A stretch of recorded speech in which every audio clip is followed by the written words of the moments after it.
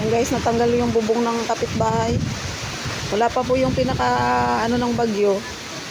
Tanggal na po yung bubong. Ayan po, bubong po yan ng kapitbahay. Nalaglag po dito sa may bubong po ng dito sa amin po. Ayan. Ayan po, sobrang lakas na po. Ayan. Grabe guys. Ayan. Yung lakas.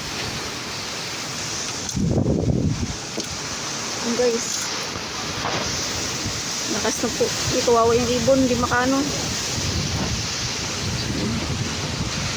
Akala nyo lang po mahina, pero pag nandito po kayo, pag nasa baba po kayo niyan, madadala na po kayo sa lakas ng hangin. Yan po. Yan guys, palakas na yung ulan. Ayan po. Palakas na siya. So, ito po yung kaganapan po dito sa Kabuyaw po, sa may Gulod. Ayan po, napakalakas na po ng hangin. Akala po ninyo mahina lang yan, pero nandito po kayo, ang lakas po niya. Natanggal na nga po yung bubong ng kapitbahay namin dito eh.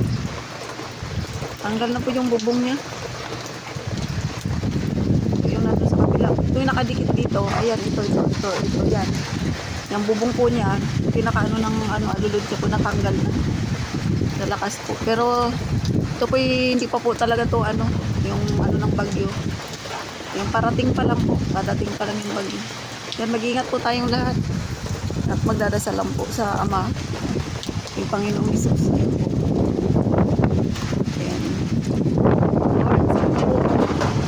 Tigilin nyo na po si Uwan para maging Ama, para po wala na pong mapipinsala po. Ayan. Lord, ikaw na pong bahala sa amin. Ayan.